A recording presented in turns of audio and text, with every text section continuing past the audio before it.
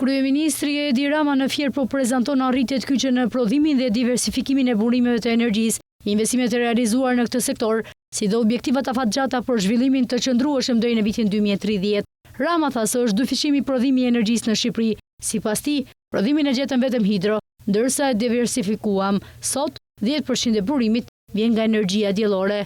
Sot ne kemi thuajse dy fishin, ndjesë, nduke se thash 3 fishin, thuajse 2 fishin.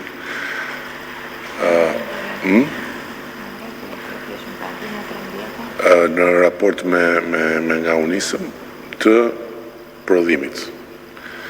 Po nuk është vetëm rritja e prodhimit, është edhe diversifikimi i bazës, cila ishte vetëm hidro, gjë që ka të gjithë vulnerabilitetin e kuptueshëm edhe pa e futur në ekuacion ndryshimin e klimës, ndërkohë që me ndryshimin e klimës bëhet krejtësisht e paparashikueshme se si do të jetë e ardhmja e hidros, kështu që diversifikimi me 10% të prodhimit që sot vjen nga dielli, me fillimin edhe të disa projekteve të erës,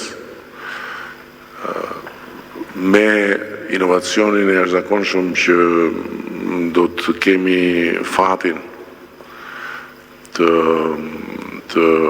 kemi në Shqipëri fal Shtatkraftit që prezantoi këtu në vijat përgjithshme projektin e vet për sistemin e pompimit të ujit.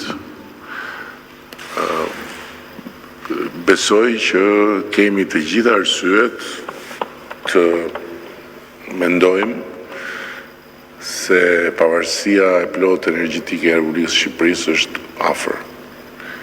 Zëvendës kryeministri, anjëherësh ministri i infrastrukturës dhe energjisë Belinda Balluku, tha se investimet në sektorin e energjisë shqiptare në këto 5 vitet e fundit ka shënuar një gur kilometrik me synim për ta kthyer vendin në 2030 në një eksportues neto të energjisë. Me të vërtet, 5 vjeçari i fundit ka gur kilometrik të vendosur, të cilët po krijojnë tashmë një pistë drejt Shqipërisë 2030, që është edhe synimi ynë për ta kthyer vendin në një eksportues neto dhe për ta kthyer vendin në një hub të transmetimit energjetik, duke përdorur kështu edhe pozicionin ton gjeografik dhe ndikimin ton gjeopolitik.